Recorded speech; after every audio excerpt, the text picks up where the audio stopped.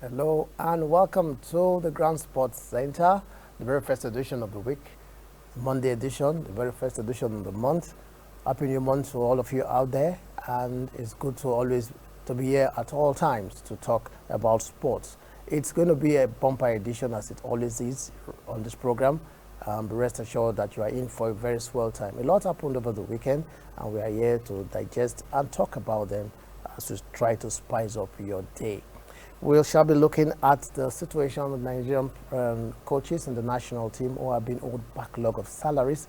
The president of Nigerian Football Federation, Amaju Pinnick, has actually admitted that indeed Kenatura and the other members of technical crew have been owed backlog of salaries. Kenatura as much as 5 months' salaries, though 2 months of that 5 months were paid on Friday. And while the goalkeeper trainer, Aloy Ago, is said to be owed as much as 22 months, of which 9 months have been paid. So the NFF president is not shying away from the truth. He has admitted that indeed these coaches are being owed backlog, and the players have been owed 19 months allowance. We shall be talking about this. Nigerian Professional Football League is lighting up as we enter week 7 at the weekend. Rivers United defeated Adamawa United 1-0 to return to the top of the table, because Nasarawa United, who were topping before the weekend matches, actually lost to Kano Pillars. We shall be looking at all the matches that were played and the results from the Nigerian Professional Football League over the weekend.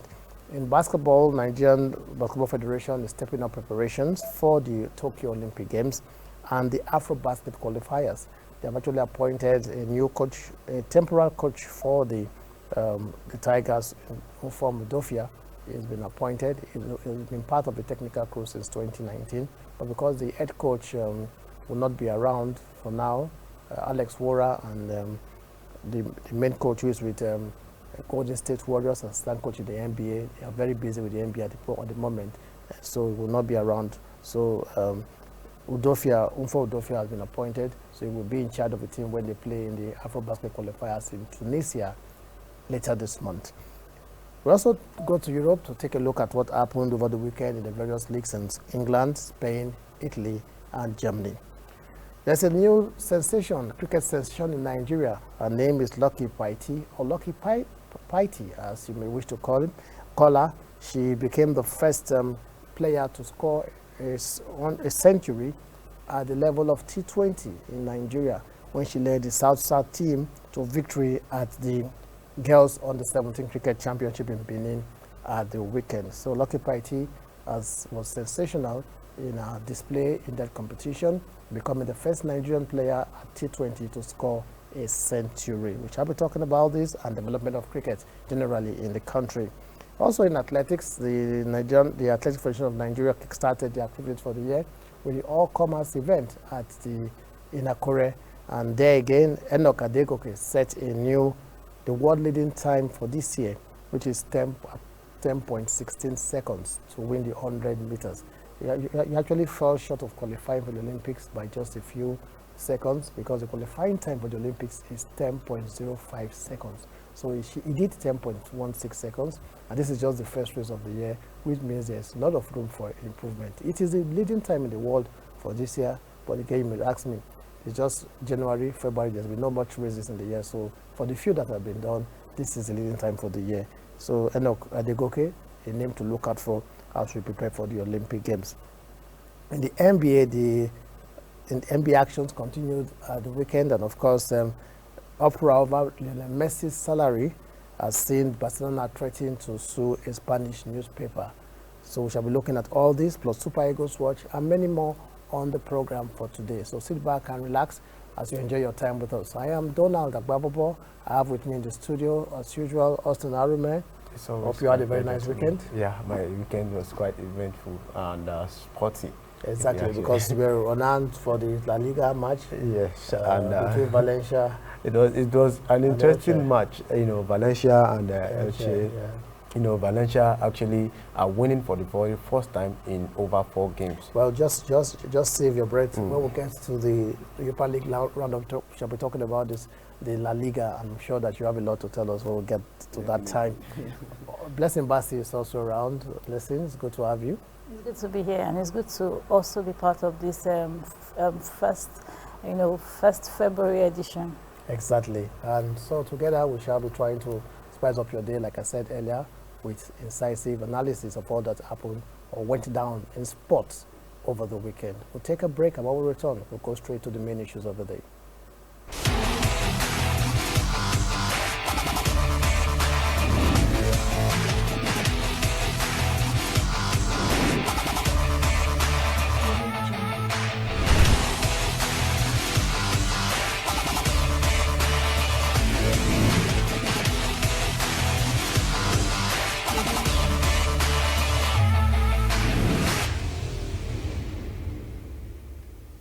Welcome back to Grand Sports Center. We start right away with the news that Nigerian national team coaches, Kenaturo and his assistants, the technical crew, have been owed backlog of salaries.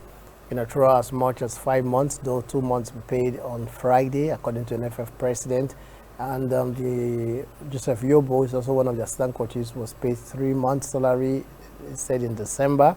And the goalkeeper trainer, Lawyer Agu, former Super Eagles goalkeeper, is being owed as much as 22 months, though they said 9 months, or 9 out of those 22 months were paid over the weekend. So this is the situation. Even the players are not left out. 19 months allowance is being owed them. Well, Austin, this is not a new development in terms of national team coaches being owed, but in recent times they've not had this situation. Yeah. Probably they have a ready excuse in COVID-19, right? Yeah, we can actually blame it on the pandemic and the fact that a lot of things has not been happening, and the economic situation of both the country and even we saw how it has not been easy for companies. So probably the money has not been available for the NFF to pay the coaches as well as the players. But I would say it's not a good thing though for you to for a coach to be without salary for a very long time. So probably maybe that might be part of the reason why we have the Super Eagles not playing well against Sierra Leone. Well, they're taking it in another direction now.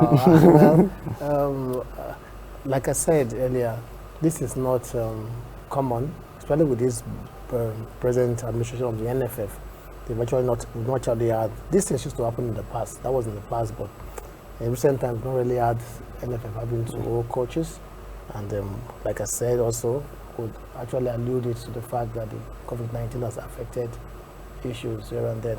But then, in terms of planning, wouldn't the footballers have been more proactive in terms of making arrangements for this? We know that the pandemic came, caught us off guard, but then somehow the coach of the national team is very, very, the salary of coach of the national team is very important.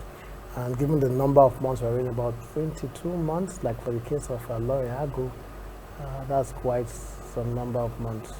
Yes, and then how would you really expect somebody to give his best? Maybe just like Austin said, the results of the match against Sierra Leone is a reflection of the situation of things. Well, I think we are in a time where a lot of things have happened.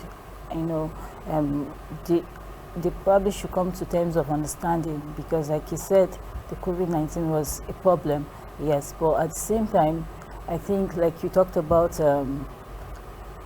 putting things in place, probably the government should have put things in place, or the NFF, considering the fact that this, especially Grande is a foreign coach, and Alo at the same time, they were supposed to at least plan ahead of time, even with the situation of the COVID situation, but at the same time, Amaju Pinnick being the NFF president, judging by the fact that he has the FIFA candidacy, ahead of him. Yeah. That's the FIFA election, FIFA General Assembly. Yes, exactly. March, so right? That's the more reason why he probably must have looked at it, probably sit up and consider the fact that these people, because it will fall back to him, especially when it comes to representing your country that's the more nobody wants to know whether it's exactly. COVID-19 or that they will say, especially your detractors and your opponents will want to use it against you, that you don't pay members of staff, and then you are. So how can you prove to be a responsible administrator? But then we also knew that there was a palliative from FIFA that came, that was actually shared out. Even understand that the Sports Writers Association got some amount of it. Yeah. But couldn't we have actually taken out of this? I know that it was meant for a purpose, but then it's part of the development too. Yeah. And I don't think that if they had come out to say they used the money to pay national team coaches, anybody would have written their eyebrows. And no, I don't think that would have happened. But the situation is you have to look at it from a broader perspective. Super Eagles is not actually the only team for the NFF, to handle.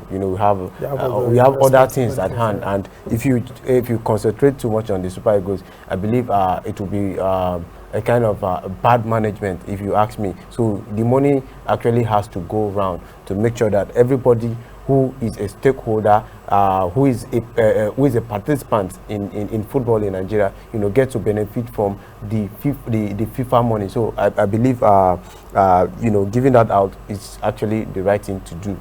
So how patriotic are these coaches, even Genotro? Because we never really had them complain all the while, though we used the national team coaches, even when they are being owed salaries in the past. Like I could remember when Christian Chukwu was there was a time we were asking questions as regards things we're hearing about it. Being owed salaries, he said he's not complaining, not being owed. Later it came out that actually that was in the past. But how patriotic have these coaches been? Because we've never really heard them complain, and they've still been discharging their duties responsibly well. Even going to throw the foreign coach and not come out to complain, hey, I'm being owed salaries. It took the NFF president to actually admit publicly for us to actually come to know some of these issues. So is this pure patriotism, or the fact that some of these are coaches actually just want this job badly? Well, it could be a result of all of it, though, if you'd ask me, because I want to believe that contracts were obviously signed on ground to know that yes, you are obviously going to coach, the Super Eagles, but at the same time, I think it's patriotism because they have to do their job, especially with the fact that they know that at the end of the day, they'll still get paid irrespective. And why I'm even surprised about the General case is that he is not even a Nigerian, and for him to actually not say a word about this, it shows that he is actually committed to the job. And now I actually understand why the NFL president has backed him, irrespective of what has happened. Because he's not actually giving them problem. Yeah, he's not giving them problem, and it's not as if he has done badly as far as the Super Eagles is concerned. But is he a coach that does not give us problem, or a coach that can actually help Nigeria to achieve results that we really want? Yeah, if you ask me, I think so far so good. With the challenges he has faced so far, I believe he has passed the test and is in moving over to the next phase now. I think that's the point where we are, and that result against Sierra Leone should not be used to judge him. Actually, I think so. For the players, they have been owed 19 months allowance.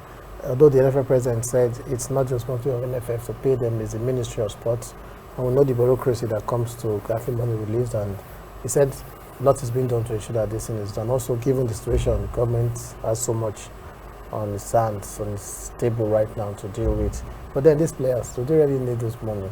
They know that the end-fast salary is paying to their clubs. Really? Can't they just be patriotic enough and write it off? Of course, they need the money because this is what this is, what they signed for. This is they're playing for. Yes, this is their commitment, and they obviously know that this money is going to come in one way or the other. So I think the government should try as much as possible to pay. I want to believe that what they've said so far, is a step in the right direction, and they should, work towards at least paying them their. Well, we can talk about this all and all, but it's good to know that for me, the NFF president coming out openly to admit it shows that he's doing something about it. He's already doing something about it. 2 months of the 5 months he's going to try have been paid. 9 months out of the 22 months old Aloago has been paid, and a lot is being done to ensure that players' allowances are also paid. So we know that, we hope that this will be resolved soon, that it won't come in any way to affect the performance of the team, because we know how far money issues can go in motivating both the coaches and players to putting up a good performance, in view of the fact that we have the final round of qualifiers for the AFCON 2021 coming up in March against Lesotho and Republic of Benin. We'll take another break now. When we return, we shall look at the Nigerian Professional Football League, which is lighting up every week. We're in week 7, and there's been a change of guard at the top. Rivers United were topping at one point. That's why United took over. Now, Rivers United have returned to the summit. They defeated Adamawa United 1-0 at the weekend. We shall look at these and other results from the Nigerian Professional Football League after this break.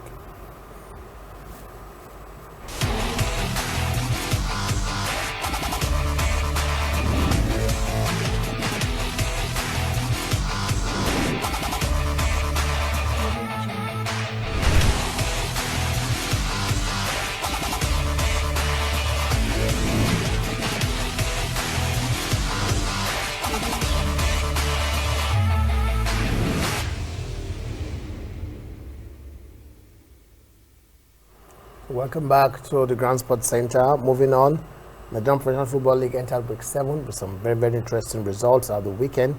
So Eyimba defeated Katsina United 1-0. Rivers United beat Adamawa United 1-0. The Gawa Golden Stars were 2-1 better than Atlant. If FC Final Uba pipped Wiki Tourists by 1-0. MFM and Kwara United settled for a 0-0 draw. Lobby Stars and Abia State also ended all squares 0-0 in Makodi. Sunshine Stars thrashed Rangers 3-1 in Akure, while Dakada bounced back to winning ways with a 2-0 victory over Warri Wolves. Austin Rivers United back on top after the 1-0 victory over Adamawa United. You know, we'll be talking about the championship credentials of Rivers United, but we know that on 2 occasions they've gone out and lost, like they did last weekend. We attributed it to the fact that they played continental football, and probably it might have affected them. But back home, they actually beat Adamawa United 1-0. Some people say that's a very slim result, given the fact that Adamawa United is one of the teams that have not been doing too well. And for Rivers United, given the way they started the league, they should have had a much, much wider scoreline. It's a league match, and what you actually need playing in the league is the 3 points. That's the most important thing. A lot of people will look at it as, you know, Adamawa United being the whipping boys of the league.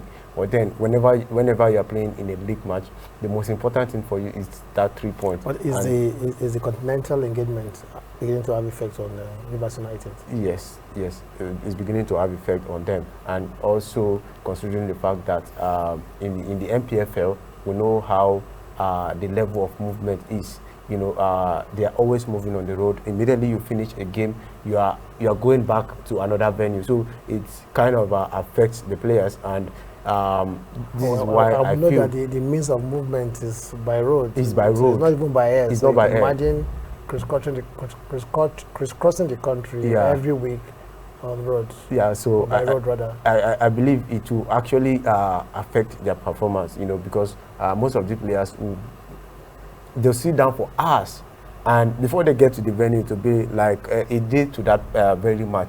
And which time do you have to rest? And that's the problem. Well, you're making excuses. These are things that have been in place for years. This is how we are. This is how our league is. This is how we play our league, and we still turn out good. So it's not today's situation that we're talking about. So it's been part and parcel of our league. We just hope that with time we'll get to find ways of dealing with it. When we'll get to a time when teams will start traveling by air, especially to far away distances when they have to play league matches. Sunshine Stars, they're like the resurgent team of the season so far.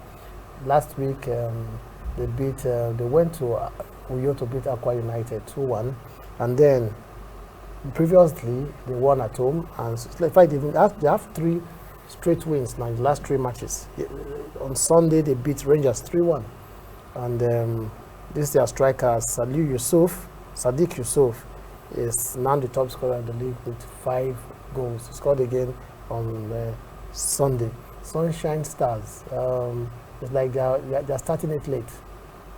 Well, but it's like he said, it's a league, so whether they're starting late, because there's still enough time, to play as much games as possible to get the deciding result at the end of the day. Sunshine Stars, like you said, back-to-back wins, three back-to-back wins, Yeah. And it's a good thing for them. I think they are coming up this season great, especially with the fact that they are, always winning each game as it goes.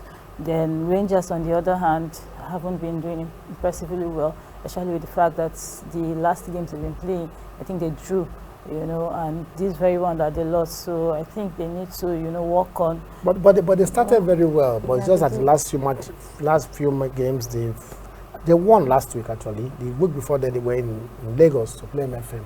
They got a draw, they 1-1, and they've not been doing too badly. If you talk of a team well, it's the Rangers, so that's why it's even more impressive that Sunshine Stars beat them by 3-1. Abia Warriors. The coach Imama and Mark Apabo had a 3-match ultimatum to win, and then face whatever the management asked for him. And the last of those 3 matches was played on Sunday when they played a 0-0 draw with Lobby Stars. And since the ultimatum was issued, he has drawn the 3 matches. He said, win 3 matches or face the sack. He ended up drawing 3 matches. So can we say half bread is better than none? Or can we say Mama Amako Pabo has passed the test? Or do you see him still being shown the door, the way out? Yeah, I think he should be given that time, because they gave him 3 games ultimatum, and out of that to win.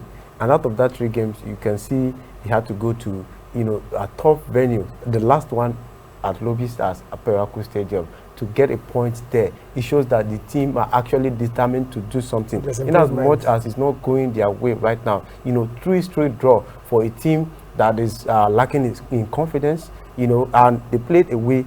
And that's the most important thing. That's what I'm looking at here. If you saw that game, you could see that, these boys, they actually want to get something out of that game. It's just that, sometimes luck is not on your side. But I believe he should be given time. What I've seen in recent times with Abia Warriors, I feel, they can actually do better than what we're seeing right now. Kwara United have not lost in the last 5 matches. And they were in Lagos again on Sunday, played a 0-0 draw with MFM. Kwara United, they started the league very well. First match of the season, first week they beat defending champion Plateau United 2-1 in Jos. And does this show that actually that result was a statement to the fact that they are indeed ready for this season? Because their last 5 matches, they've not lost, both home and away. It's either the draw or the win. Yeah, I think Kwara United is obviously ready for this season. It's a competitive league, and I expected them to win, and they obviously, took home that 3 points, and they performed exclusively well, and I think they'll go really, really far in the league this season. MFM too, they drew with Kwara United. This is their 2nd draw in Lagos at home, and they also not been too prolific away from home. How is this season turning out for MFM? I think this season has not been good for them. This is not the MFM we used to know, and it seems they're not getting it right somewhere. And they have to go. Yeah. So I think they have to go back to the drawing board and actually let them see what is wrong, internally, because I believe they have the players to actually do well in the league. And we know MFM is one of the if you look at the league now, we only have 2 privately run teams in the league, Ifeanyi and Mountain of Fire. And these 2 teams, if you look at the way they are run, you know that they bring in young players. It's not about buying players, big players, bringing them into the league. It's about, what you're trying to build. They're trying to build gradually. They're trying to build for the future. So I believe they can actually do well if, they can correct the problem they have with the team right now. Okay, Atlant lost 2-1 to Jigawa Golden Stars. They've lost practically all their away matches this year, Atlant. So it's like it's a trend, and it may not be too early for them at the end of the day. Yeah, Atlant is... The way they seem not to be getting it at all. Yes, they don't seem to be getting it at all, and they really need to check what the problem is at this point, get into the league, get into the game, and obviously try to do well, because Atlant is not the Atlant we used to know back then, and they've not been, performing well this season. Yes. Indeed, especially away from home, and it just beats my imagination how they have not been too good away from home. Lost almost all. I'm not sure even how they draw away from home. Lost all their matches. Yeah. Well, finally, looking at Dakada Wolves. Dakada beat Warri Wolves 2-0. Dakada lost last week. They are back. They started very well. We said we're praising them. These small boys, we thought we were feeder team to Akwa United. Now taking the shine. Now they were brought crashing to earth last week, and now they finally. Then this weekend they bounced back again. Last weekend they bounced back to beat Wolves 2-0. Yeah. Dakada. Is it about this obstacle we're going to see throughout this? Because this is what you get from an inexperienced side. On the day they are playing well, they will be so fantastic. They decide not to play to show that their naivety. Yeah, you're one of worst team. So, is this part of the topsy-turvy nature of Dakada that we're going to see throughout the season? Yeah, I think that's what we are going to see of Dakada this season. Yeah, they are like the Leeds United, of the MPFL. Wow, you're right. Whenever they play well, they play fantastic. Very well. Yeah. And last week against Sunshine Stars, I'll say Sunshine Stars. I said, I said time without number that Sunshine Stars, that I'm actually looking at that team as one of the teams to beat. I'm looking at it from the perspective that their wage budget, the wage budget of Sunshine Stars actually doubled that of Enyimba and Kano Pillars, which you can say they're regarded as the highest paying teams in the league. So for them to have that kind of wage budget and they're not doing well, it leads to a lot of questioning. But then Dakada United lost to them last week, and I'll say Sunshine Stars, they're a formidable team. But bouncing back to beat Warri Wolves is actually a good result for them. I'm talking about Warri Wolves. Is it time to start panicking? They lost last week at home to Nasarawa United. Yeah. And previously they lost to Lobby Stars 3-0 in Makurdi. They came home. Nasarawa United beat them 2-1. Then they went away again this week to Dakar. They lost 2-0. So 3 matches, 3 losses. Is this time to start panicking for Warri Wolves? Well, or it's still early days? It's still early days. I don't think it's time to start panicking. It's just 7 games so far, and we have so much to be played. We know they obviously have just 6 points, but they still, like normal, go back to the drawing board and know what the situation is and work on ways of this drawing board. I hope the board doesn't get filled one day, because we'll just go back there. Anyway, so much about the Nigerian Professional Football League. We shall be taking another break, and when we return, we shall talk basketball. Nigerian Basketball Federation making plans for the Tokyo Olympic Games. They say the Tigers, as a women national team, will commence camping next week in Atlanta. First phase of the camping ahead of the Tokyo Olympic Games. They have already secured ticket for the games. Then while the men will be participating in the AfroBasket qualifiers later this month, beginning from the 19th of February, that they'll be camping in Tunisia, where they go Tunisia for 1 week. That's where the event will take place. But then a new coach has been appointed on a temporary basis for the men national team, the Tigers. We'll be talking about all this when we return from this break.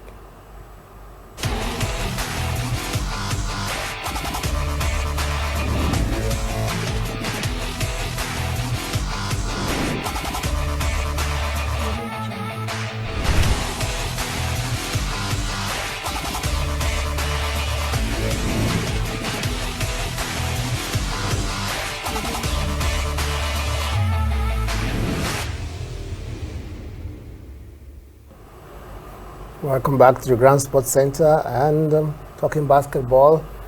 The Nigerian Basketball Federation, they have prided themselves, or they've shown us that they're a very organized federation, even the way that they have carried out the activities. Little wonder, they are the top. We are the top team in Africa in terms of basketball, and highly rated in the world. Already have the Olympics ticket secured, both in the male and female category. So what more can you expect from them? And so far, they've shown us that they are very good planners. Already they are making plans for the Tokyo Olympic Games. The women basketball team, the Tigers, will start camping in Atlanta next week. And while the male team that will be playing in the Afro Basket qualifiers will be in Tunisia, well before the competition starts. So basically, this camping in Atlanta, how necessary is it? Of what effect will it be? Is camping, is it logistic-wise better to camp in Atlanta? Yeah, I would say it will be better because the bulk of the players we have, that we're actually banking on, to actually take us far to the Olympic Games. We're drawing them from the NBA, and we know how the whole rules governing COVID-19 is at this point in time. So I believe they're just trying to take it to where the players are, and it's actually a good plan, in as much as some people might see it as a kind of waste of money, but then this is what they are planning, and I believe in what the MBBF has done. Is the continuity. They continue from like what waste of money when it comes to planning. there's nothing like waste of money. You have to use all you have to prepare your team adequately well. Yes. Well, anyway, back to the Tigers, the main team now. You understand that Ufo Mudofia has been appointed as a coach on a temporary basis. This is because Mike Brown, the coach of the team that was with them in Rwanda for the first round of the qualifiers, where Nigeria won all 3 matches against South Sudan, against Rwanda, and against Mali, is busy in the NBA. He's the assistant coach at the Golden State Warriors NBA team. So the season is in full swing. So we don't have the chance to be in Tunisia to be with the team. Also, the other coach, Alex Mora, the Nigerian, is not disposed to be in Tunisia due to some personal reasons, as according to the Basketball Federation. So, Unfor Mudofia, who is a coach at Skyhawks, the Skyhawks in the NBA G League, has been appointed to take charge of the team temporarily. He's actually not new to the team because he was part of, he joined the team in 2019, talking about the technical crew. So he has been part of the team, but then it's just that this time around he will be in sole charge, but on a temporary basis. Blessing, will this not affect the team? Because in Rwanda in November, when they played the first round of the Afro Basket qualifiers, Mike Brown was there and you could see the effect. Now he will not be there, but somebody else from Mudofia, credit to him, not taking anything away from him, will be in charge. How would this affect the team? Well, if you ask me, I think it will definitely not affect the team because of the crop of players we have. We have good international players that I know the players I know would take Nigeria to the forefront. Players I know that will obviously do well anytime, any day, whether Mike Brown is available or not. We have stars, if you'd ask me, anytime, any day, call on the Tigers. I think they are capable of making, Nigerian proud when it comes to basketball. And again, talking about players, Mike Brown not being available. If Mike Brown is not available, it means that majority of players too will not be available because the players we used in Rwanda in November were also drawn mostly from the NBA or the American collegiate basketball system. So are we not going to say depleted the Tigers side in Tunisia? We're still going to have, I think we're still going to have a strong enough squad. Because Uzo will be there, Robu will be there. They play in Europe, and Uzo is a fantastic basketballer. You can't take it away from him. He played, he won the Champions League, the Euro Champions League with Fenerbahce. He's a good player, and at this point in time, I believe even the captain will also be there because he plays in Europe too. He plays in the Japanese league, so I believe he also come around, and it's going to be it might be tough for them, but I believe we'll still have. And given the fact that we have Ufo Mudofia, who is also not a new coach, but he's taking charge of the team for the first time. Yeah, he has been part of it, and he knows, what has been going on, and that's what I like about the MBBF.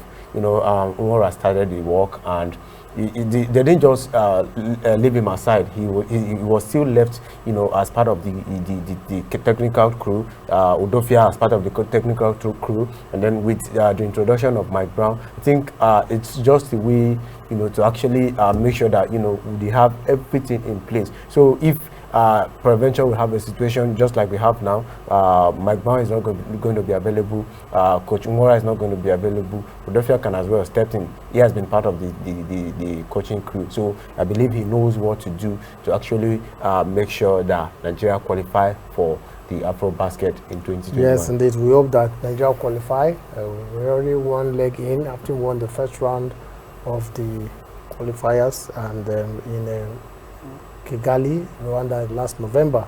So for the NBBF, we say congratulations, a good job. The plans they have in place is something that I know if they follow it through, it will definitely lead to good results for Nigerian basketball. We'll take a break now, and when we return, we should go back to Europe to talk about league, the various leagues, what went down over the weekend in England, Premier League, the Serie A in Italy, the La Liga in Spain, and the Bundesliga in Germany.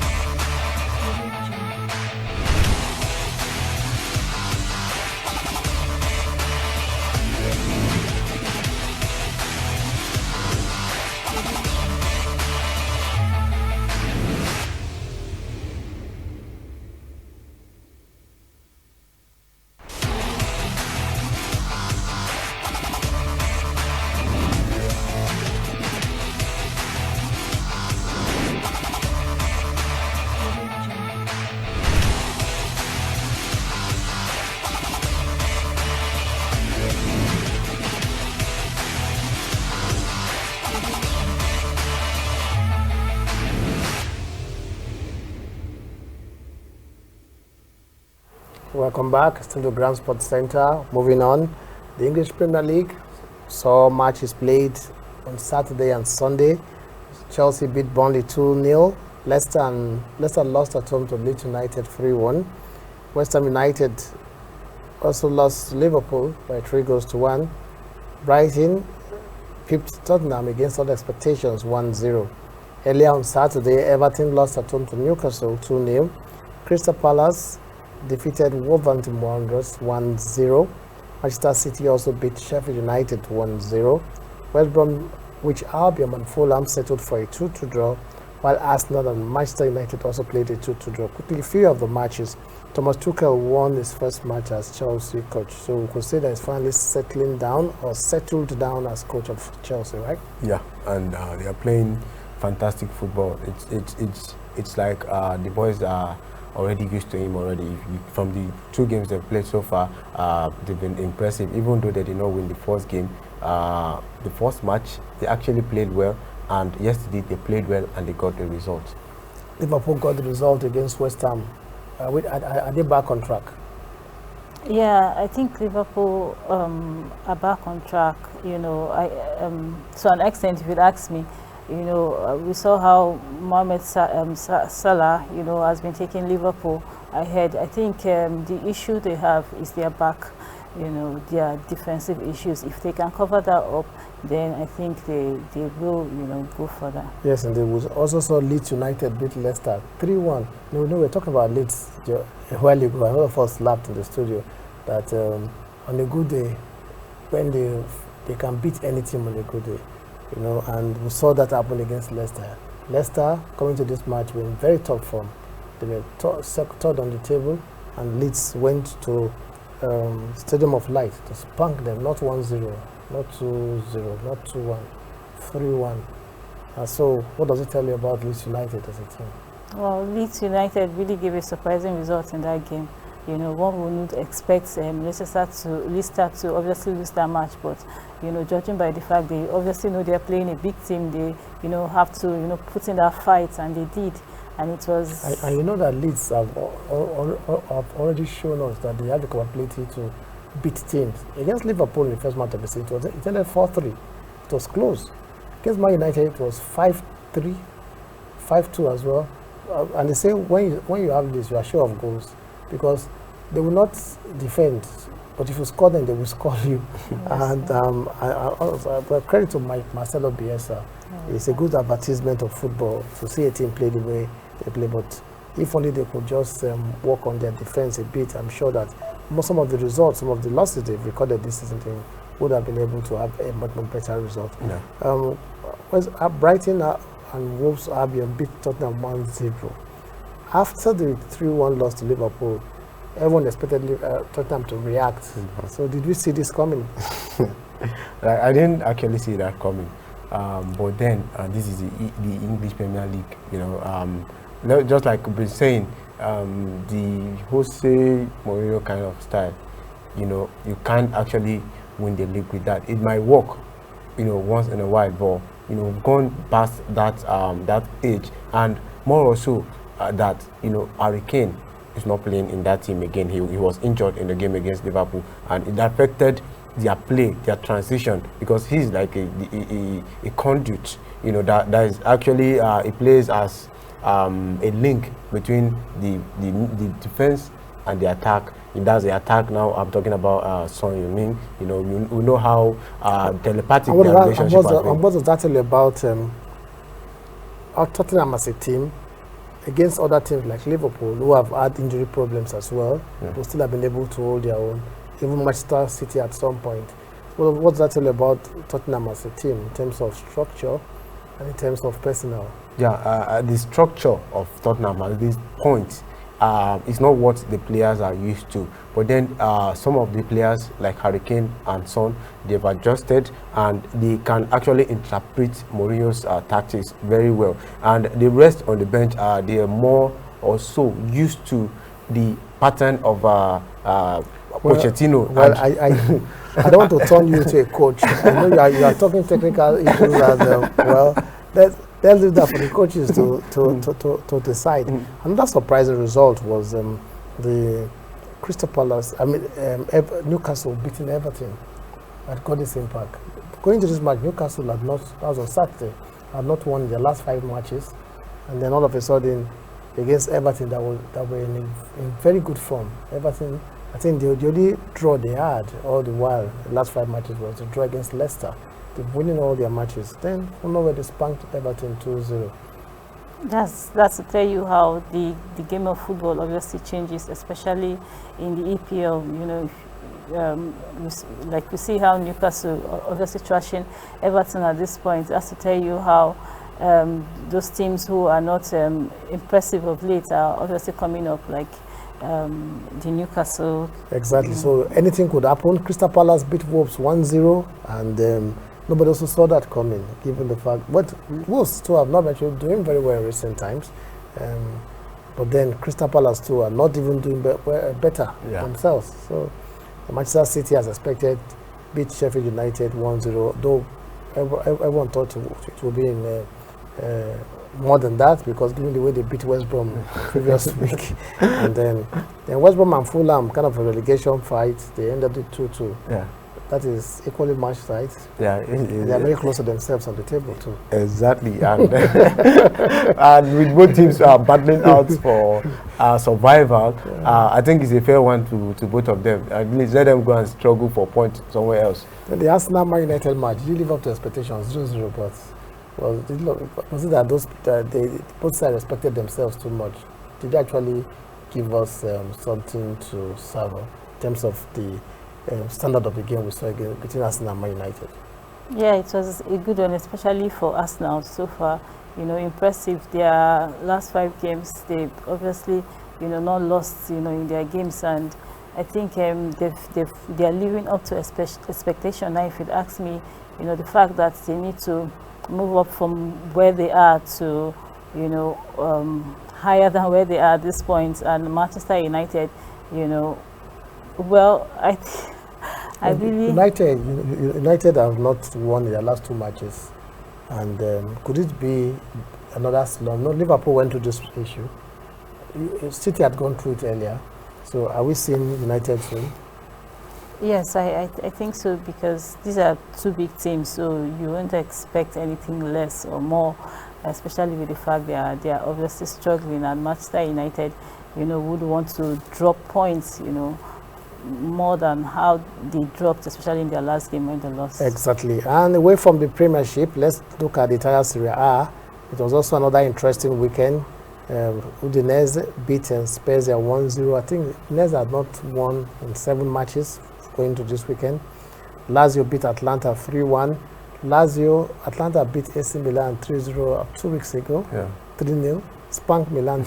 And here they are losing at home to Lazio by 3-1. Yeah, Lazio this season they've shown that when it matters most, when it's time to actually raise your game, they can actually do that. They started slowly. Yeah. Now they are getting into their groove. Yeah, they're getting to that groove. If you saw their situation in the Champions League, when they actually needed to beat Dortmund to qualify, they did it, and it's been like that. Then when they're playing against the big boys, it seems they upped their game a little bit, and that actually showed against Atlanta this weekend. Yes, as a result, Cagliari and Sassuolo settled for a 1-1 draw. Crotone lost at home 3-0 to Genoa, so probably Crotone should be looking at Serie B already, because they're down on the log, and their results in recent times not giving a lot to desire. Napoli bounced back from the loss to Hellas Verona last week to beat Parma by 2-0, and while Roma trashed Hellas Verona 3-1. Hellas Verona last week beat Napoli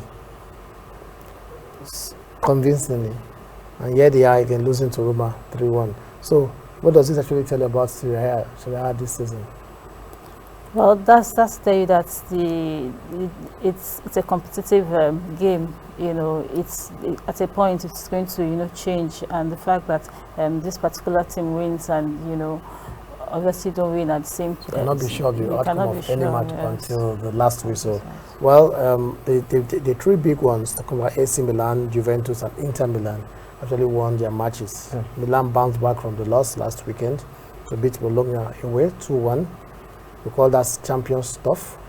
Yeah, that's the mark of champions. That's the mark when of you champions. When you fall, you rise, and it shows they actually have the ability to bounce back. And if you want to win a championship, if you want to win the league, you need that kind of stuff. Juventus beat Sampdoria by 2-0 to Juventus. They won the Super Cup, as you know, and consider that Andrea Pirlo is finally getting settled on the job, right? Yes, I think he's getting settled on the job, and that's to show you how much good a coach he is, and it's just a matter of time. It's going to pay off at the end of the day. Inter Milan, also you see Inter Milan, they're inconsistent, but see they spanked Benevento 4-0.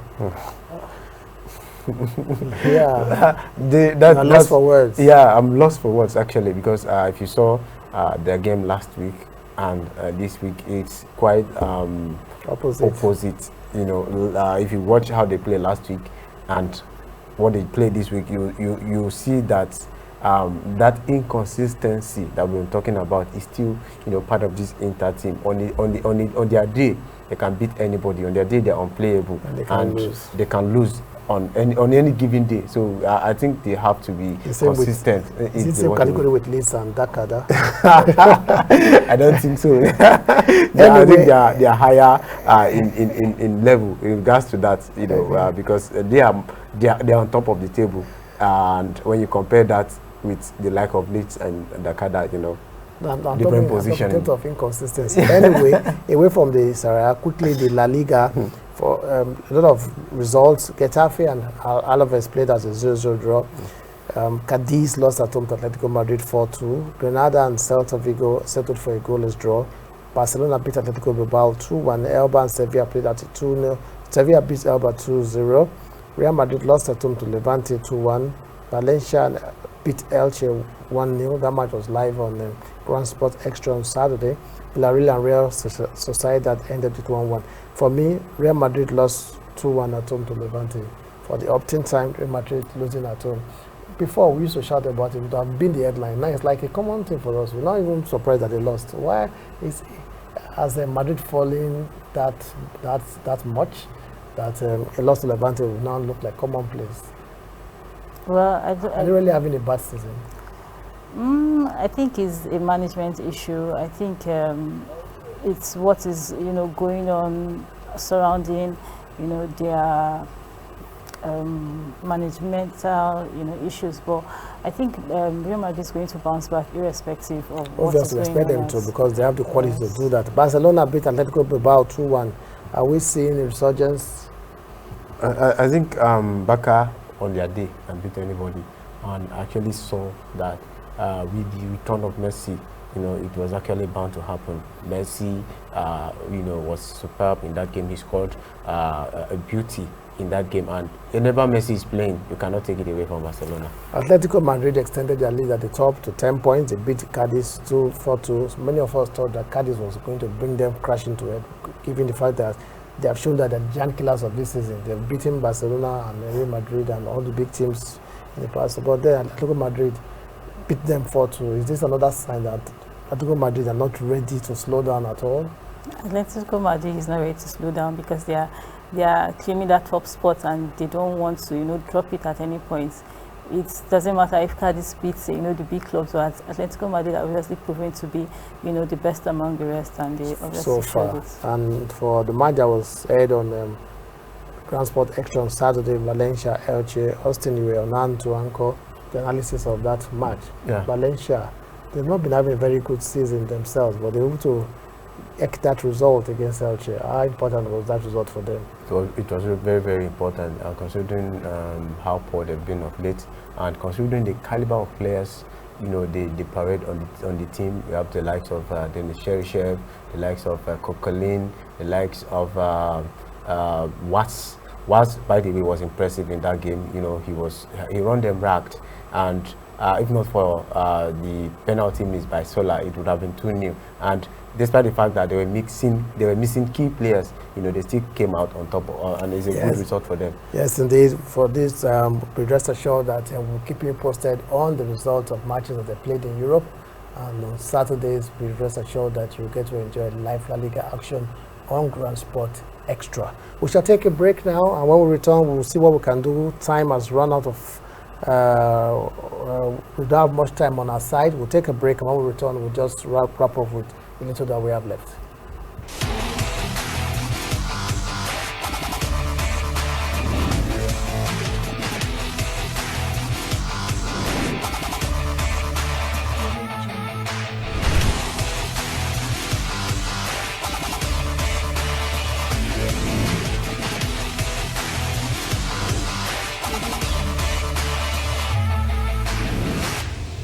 Welcome back. As we wrap up the program, we can't help but talk about Lucky Paiti, or Paiti, if you may choose to call her. She is a young Nigerian cricketer who put up an outstanding performance in Benin at the weekend at the Girls Under-17 Cricket Championship.